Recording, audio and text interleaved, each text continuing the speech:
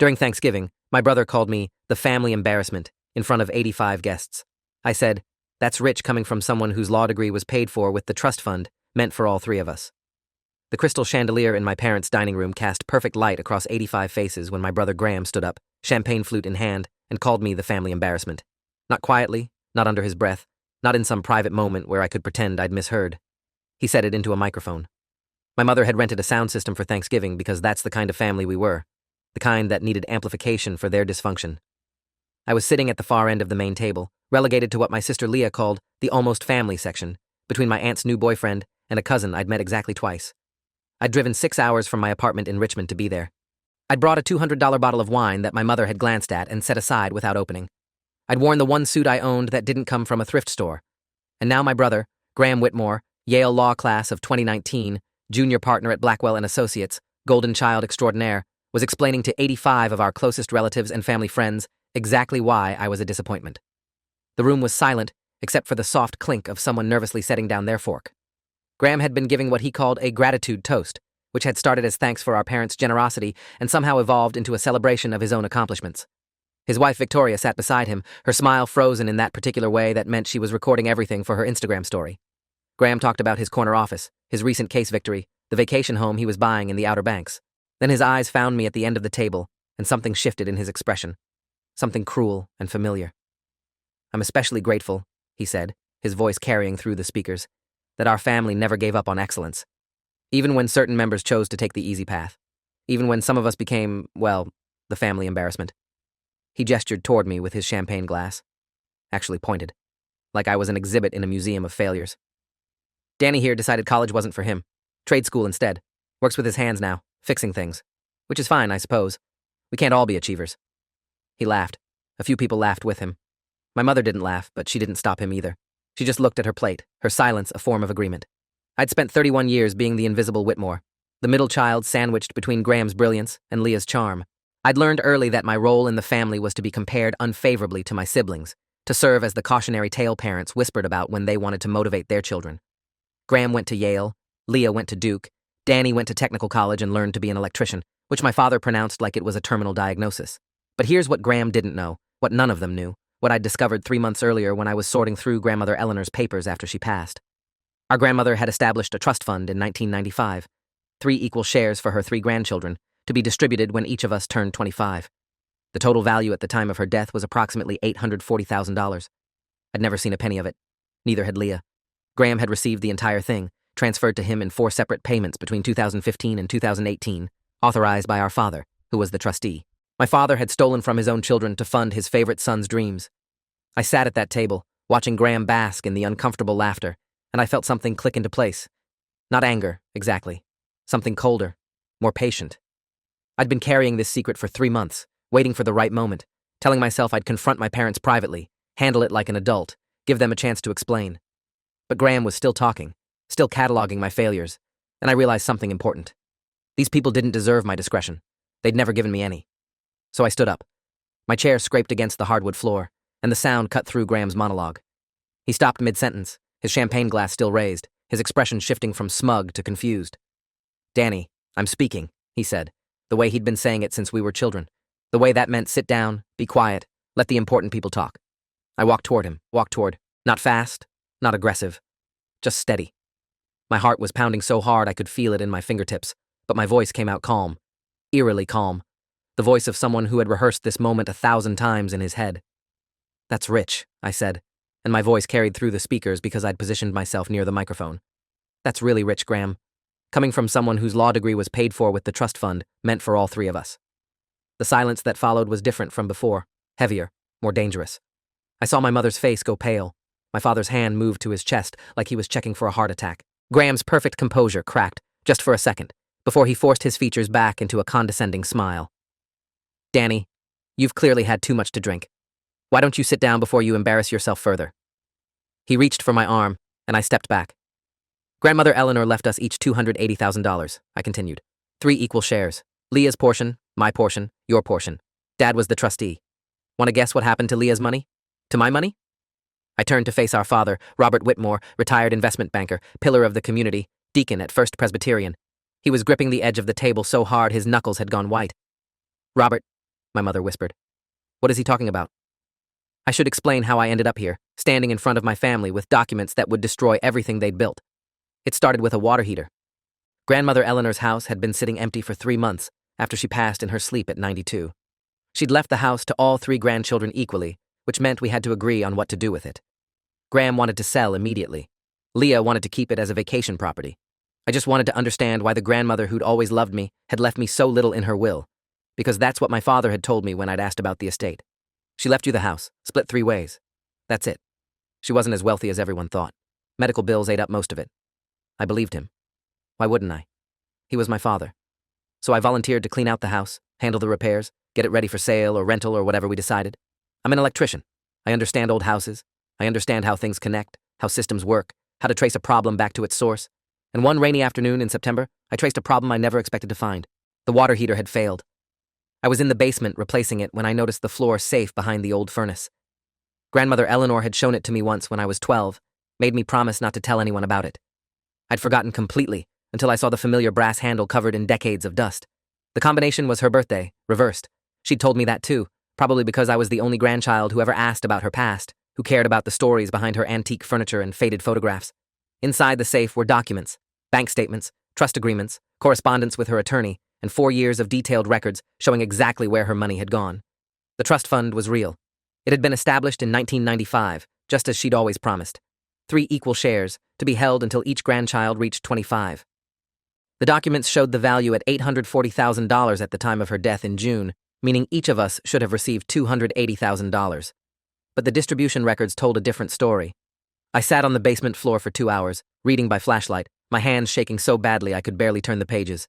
The records showed 4 transfers between 2015 and 2018. All 4 went to the same account, Graham's account. The authorization signatures all belonged to my father. There was correspondence too. Letters between my father and grandmother's attorney, a man named Theodore Ashworth who practiced in Norfolk. The attorney had raised concerns. He'd noted that the trust specified equal distribution. He'd asked for written confirmation that Daniel and Leah Whitmore had agreed to forfeit their shares. The response from my father was a single typed letter claiming that both Leah and I had verbally agreed to redirect our portions to Graham to support his legal education. That we understood the importance of his career and wanted to contribute to his success. That we didn't need the money like he did. I'd never agreed to any such thing. I'd never even known the trust existed. When I turned 25, I was working 60-hour weeks as an apprentice electrician, living in a studio apartment with a roommate, eating ramen 4 nights a week. I'd asked my father for a small loan to buy my first used work van. He'd said no. He'd said I needed to learn the value of hard work. The first thing I did was call Leah. She lived in Charlotte, worked as a marketing director for a healthcare company, and had always been the peacemaker in our family. I needed to know if she knew anything about this. If maybe she had agreed to something I hadn't. Danny? She sounded surprised to hear from me. We talked maybe twice a year, usually just birthday texts and occasional comments on each other's social media. What's wrong? I told her about the safe, about the documents, about the trust fund we'd supposedly forfeited. The silence on her end lasted so long I thought the call had dropped. Then I heard her crying. Quiet, controlled crying, the kind you do when you've been hurt so badly you don't even have the energy for loud sobbing. I had no idea, she finally said. I never agreed to anything. I didn't even know there was a trust fund. When I asked Dad about the inheritance, he said grandmother's estate was mostly debt. He said we were lucky to get the house. I asked her what she would have done with $280,000 when she was 25. She went quiet again. Then she told me that at 25, she was drowning in student loans. She'd had to turn down a job she really wanted because it was in New York and she couldn't afford the move. She'd spent 3 years at a company she hated because they offered loan repayment assistance. She'd postponed having children because she and her husband couldn't afford it. All while Graham was buying his first BMW. All while Graham was putting a down payment on a condo in Georgetown. I contacted Theodore Ashworth the next day. His office was in an old Victorian building in downtown Norfolk, the kind of place where the wood floors creaked and the secretary still used a typewriter for certain documents. Ashworth was 73 years old, semi-retired, and he remembered my grandmother clearly. Eleanor was one of my favorite clients, he said, gesturing for me to sit in a leather chair that had probably been in his office since the 1980s. Sharp as a tack until the very end. She was very specific about that trust. Equal shares, no exceptions. She told me once that she worried about favoritism in your family. She wanted to make sure all 3 grandchildren were treated fairly, regardless of what your parents thought.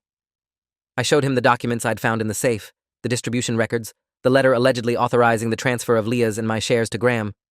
He put on his reading glasses and studied them for a long time. When he looked up, his expression was troubled. I questioned this at the time, he said. I sent multiple letters asking for verification.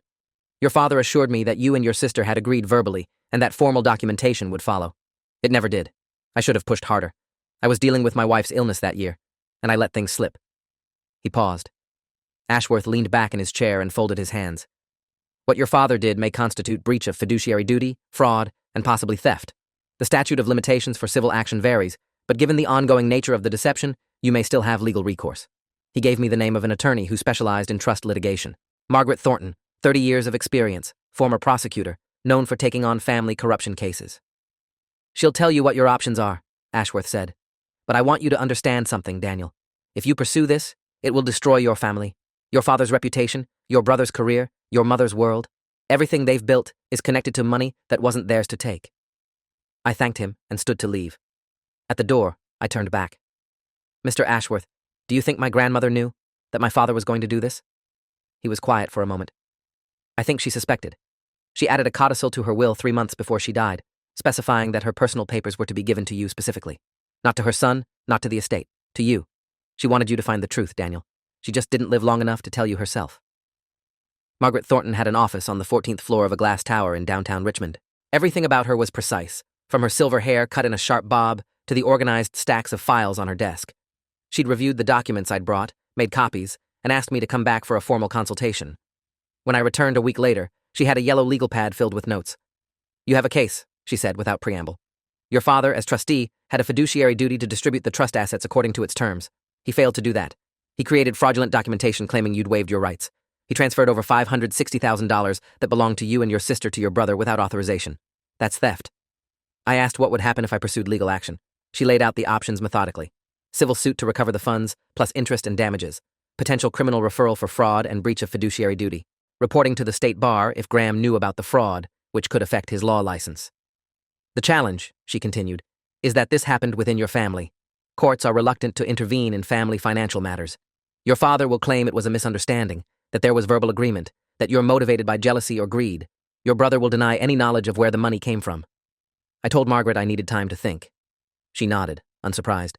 "Most clients in your situation take months to decide. Some never pursue it at all. The emotional cost of suing your own family is significant. But I wasn't like most clients. I'd spent 31 years being diminished, dismissed, and disrespected by these people. I'd worked since I was 16, sometimes 2 jobs at once, while my brother coasted on money that was supposed to be mine. I'd been told I was the failure, the disappointment, the one who didn't measure up, and all along, they'd been stealing from me. Not metaphorically, actually stealing. I didn't need months to decide. I needed a plan. The Thanksgiving gathering was 6 weeks away. 85 confirmed guests, including extended family, family friends, my father's business associates, my mother's book club, Graham's law firm colleagues. Everyone who mattered to my parents would be in one room. I started preparing. The next 6 weeks were the most focused of my life.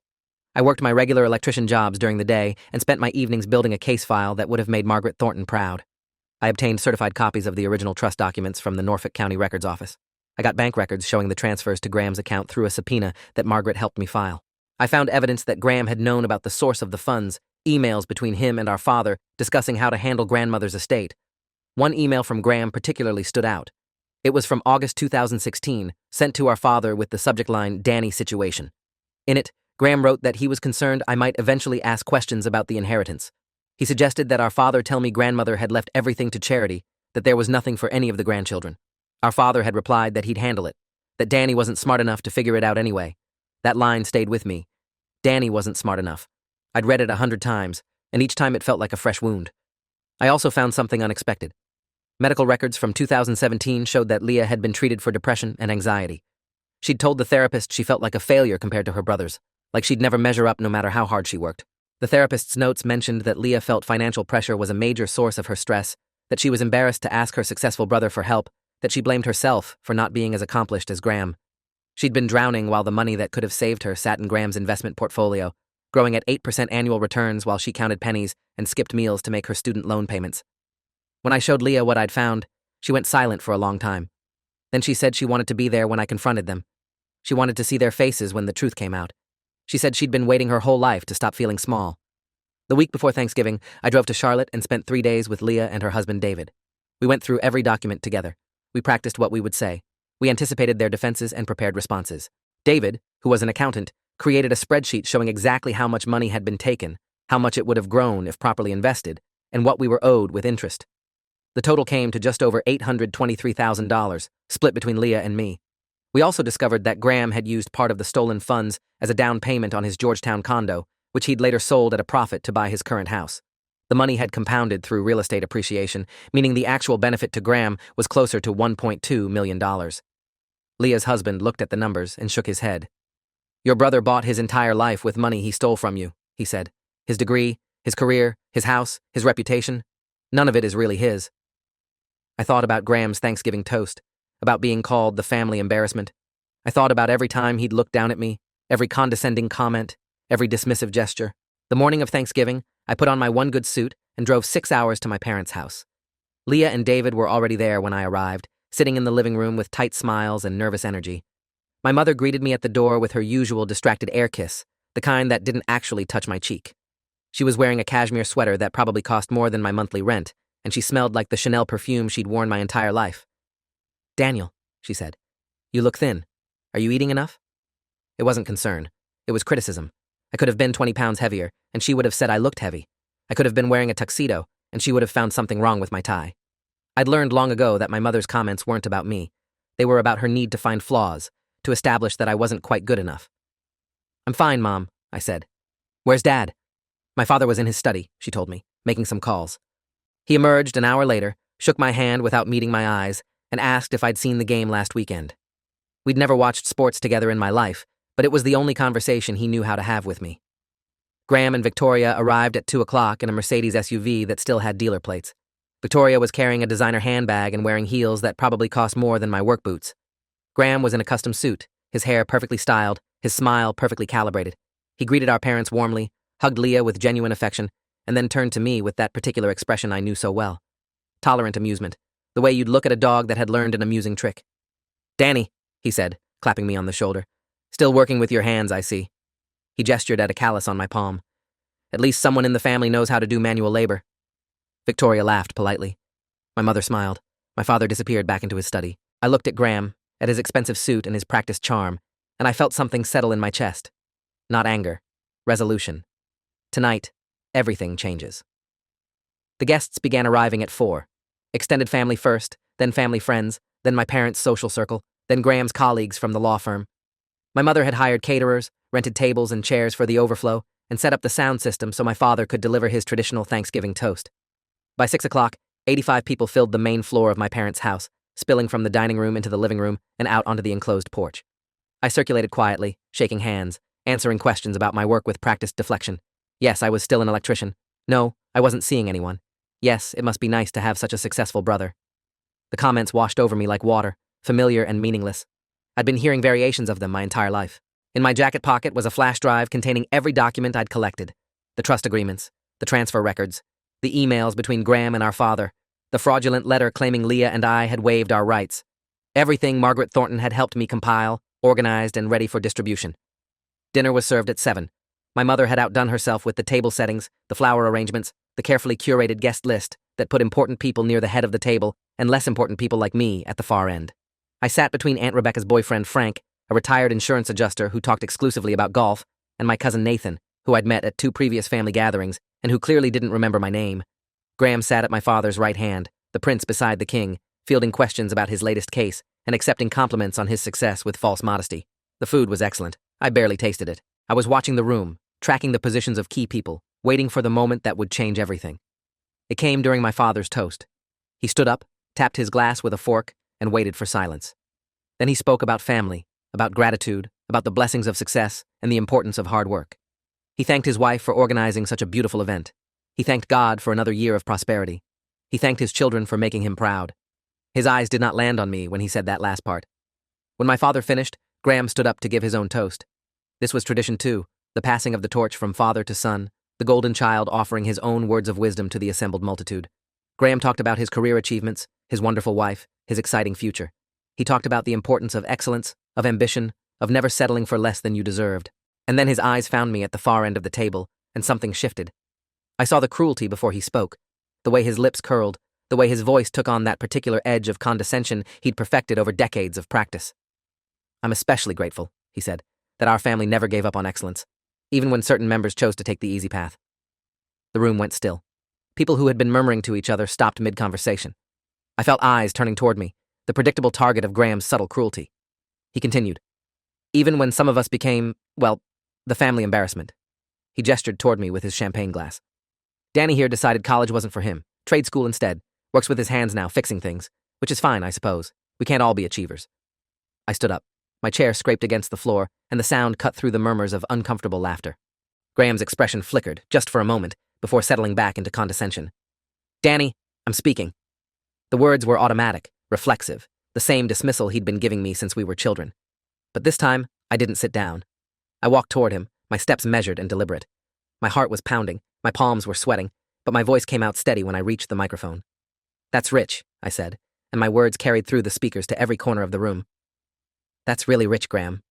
Coming from someone whose law degree was paid for with the trust fund meant for all three of us. The silence that followed was absolute. I could hear the hum of the refrigerator in the kitchen, the distant sound of traffic outside. I could see my mother's face draining of color, my father's hand reaching for the edge of the table like he needed support to remain standing. Graham's composure cracked, but only for a second, before he forced his features back into a smile. Danny, you've clearly had too much to drink. Why don't you sit down before you embarrass yourself further? He reached for my arm, and I stepped back. I was beyond his reach now, beyond anyone's reach. Grandmother Eleanor left us each $280,000, I said clearly. 3 equal shares. Leah's portion, my portion, your portion. Dad was the trustee. I turned to face our father. Want to tell everyone what happened to Leah's money? To my money? Robert Whitmore's face had gone gray. His hand pressed against his chest, and for a moment I thought he might actually be having a heart attack. My mother was staring at him with an expression I'd never seen before, something between horror and dawning comprehension. Robert, she whispered.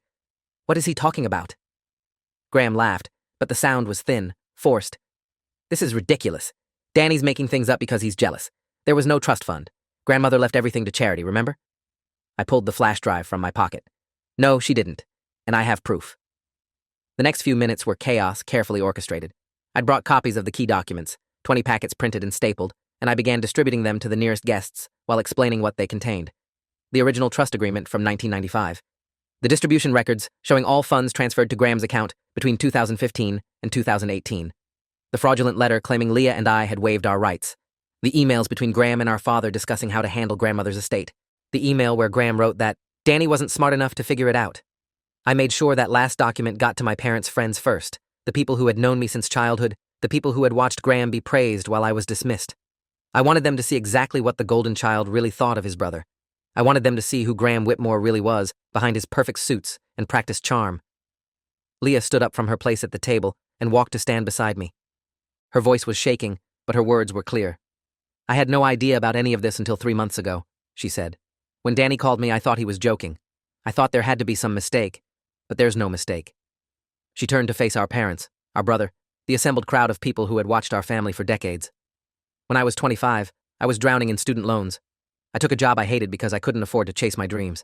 I spent years feeling like a failure because I couldn't measure up to Graham's success. Her voice broke slightly. I blamed myself. I thought I just wasn't good enough. I didn't know that the whole time, there was money that could have changed my life sitting in Graham's investment portfolio. Money that was supposed to be mine. David, her husband, stood beside her and put his arm around her shoulders. The total amount taken from Daniel and Leah was approximately $560,000, he said, his accountant's voice steady and precise. Graham's wife, Victoria, was staring at the documents in her hands with an expression of slowly dawning horror. She looked at Graham, at the emails discussing how to hide the theft, at the casual dismissal of his siblings' financial struggles. Graham, she said quietly, what is this? Graham's composure was starting to crack in earnest now. His face was flushed, his hands were shaking, and his voice had lost its confident smoothness. This is all a misunderstanding, he said. Dad handled grandmother's estate. I just received what I was given. I didn't know where it came from. I stepped closer to the microphone. Exhibit 7, I said, using the legal terminology Margaret Thornton had taught me. Email from Graham Whitmore to Robert Whitmore, dated August 15, 2016. Subject line, Danny situation. I read the email aloud. Graham's concern about me asking questions, his suggestion that our father lie about the inheritance. Our father's response that he'd handle it, that Danny wasn't smart enough to figure it out anyway. The room was utterly silent when I finished. I looked at my brother, at his expensive suit and his practiced charm, at the mask that had finally, completely slipped. You knew, I said. You knew exactly where that money came from. You helped plan the cover-up. You've been laughing at me for 15 years while spending my inheritance on your car, your house, your career. Every time you called me a failure, every time you looked down at me for working with my hands, you knew the truth. I turned to face the room, the 85 guests who had witnessed everything. My brother just called me the family embarrassment, but I'm not the one who stole from my siblings. I'm not the one who lied about it for 15 years. I'm not the one who just got exposed in front of everyone I've ever tried to impress. Graham lunged toward me then, his face twisted with rage, but our father grabbed his arm. "Stop," Robert Whitmore said, his voice barely above a whisper. "Just stop." My mother was crying silently, mascara running down her cheeks.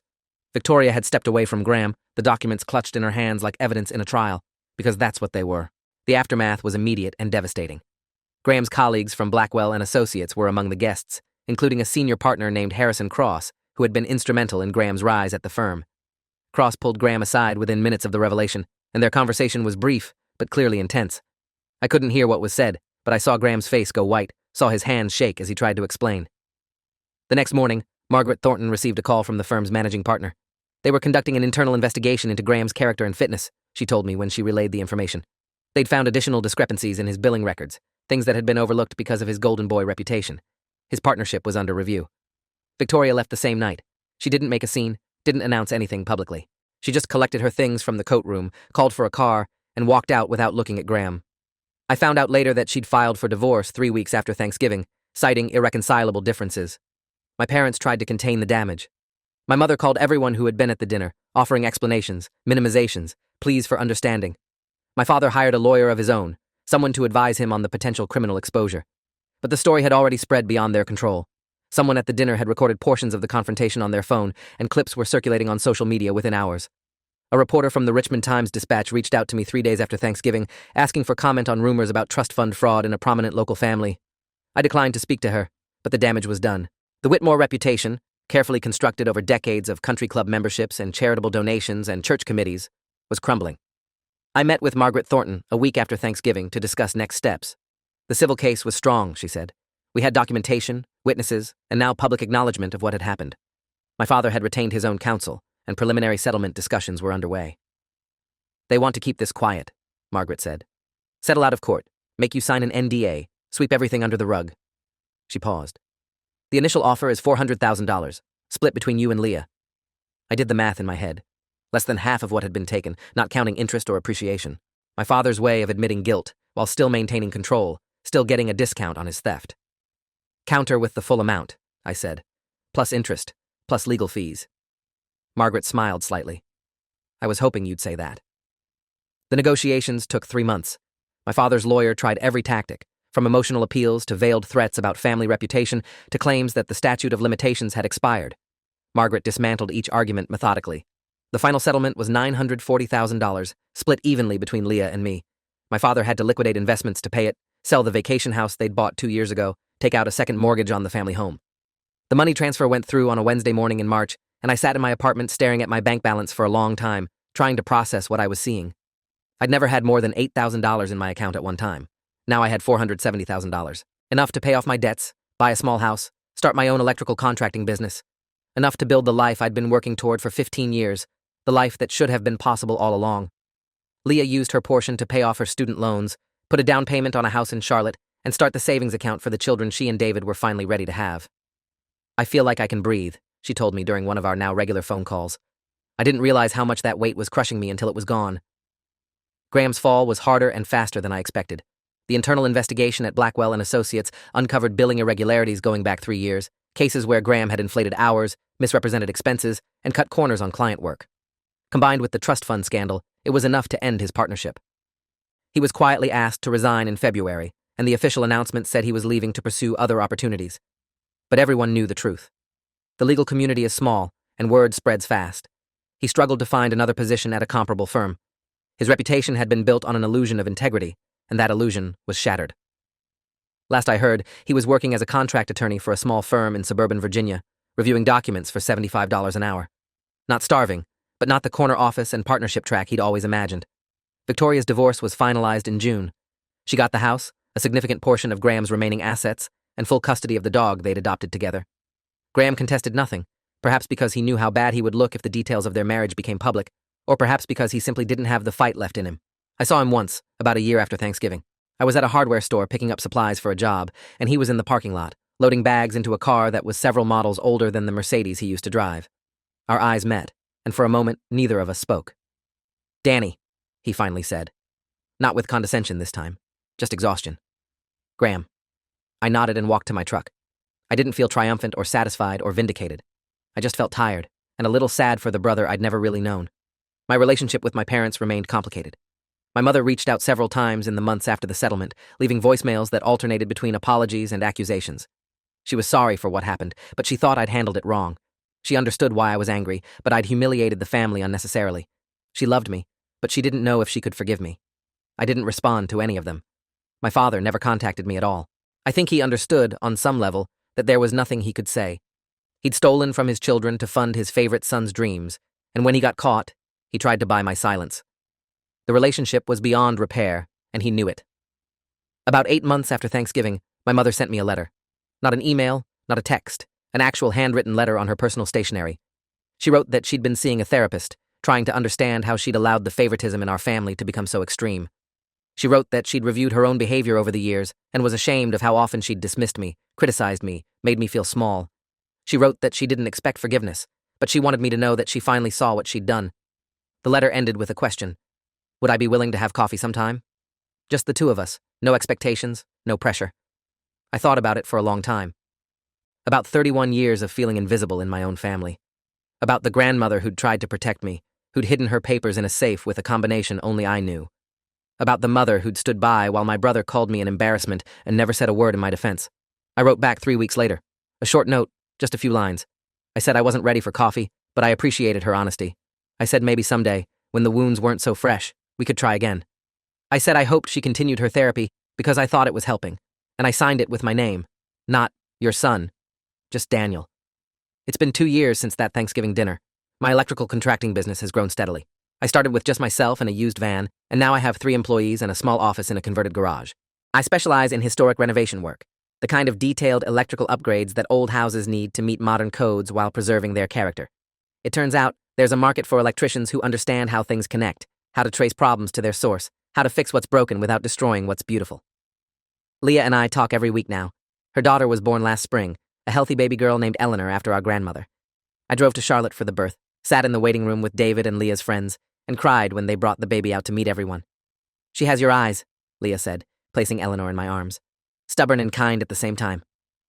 I don't think about Graham much anymore. The anger has faded, replaced by something that isn't quite forgiveness, but isn't quite resentment either. Maybe indifference. Maybe acceptance that some people are who they are, and no amount of justice will change them. He made his choices, and he lives with the consequences. I made mine, and I live with something better.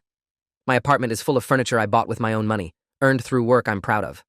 My walls have photos of friends and found family, the people who showed up when I needed them, who didn't care that I worked with my hands or that I never went to Yale. My refrigerator has a drawing from Eleanor's first attempt at art, purple scribbles that Leah insists are supposed to be a dog, but look more like abstract expressionism. I'm not the family embarrassment anymore. I'm not the invisible middle child or the failure or the cautionary tale. I'm Daniel Whitmore, electrician, business owner, uncle, and survivor of a family that tried to erase me. Last month, I got an email from Theodore Ashworth, the elderly attorney who'd handled my grandmother's estate. He was retiring fully, he said, closing his practice after 50 years. But before he did, he wanted to send me something he'd found while organizing his files. Attached was a scanned letter, handwritten, dated 3 months before my grandmother died. It was addressed to me, though she'd never sent it. She wrote that she knew something was wrong with the trust, that she'd noticed Robert's reluctance to discuss the details, that she was worried her intentions might not be honored after she was gone. She wrote that she was adding a codicil to her will, making sure her personal papers went to me specifically. She wrote that she hoped I would find them someday, that I would understand what she'd tried to do. And she wrote that she loved me, that she'd always seen something special in me, that she believed I would find my own path regardless of what obstacles my family put in my way. You have your grandfather's hands, she'd written. He could fix anything. He built things that lasted. You will too, Danny. I know you will. I read that letter 4 times, sitting at my desk in my small office, looking out the window at the spring afternoon. Then I printed it out, framed it, and hung it on the wall next to my business license, a reminder of the grandmother who believed in me when no one else did, a reminder that family isn't just blood, it's the people who see you clearly and love you anyway. It's the people who show up. I think about that Thanksgiving dinner sometimes, the moment I stood up and walked toward the microphone, the fear and the certainty fighting in my chest. I think about what would have happened if I'd stayed silent, let Graham's insult slide, returned to my invisible place at the end of the table. I'd still be the family embarrassment, still be the cautionary tale, still be waiting for people who would never see me to finally open their eyes. Instead, I opened mine. Thanks for watching till the end. Make sure to subscribe and like so you don't miss the next story.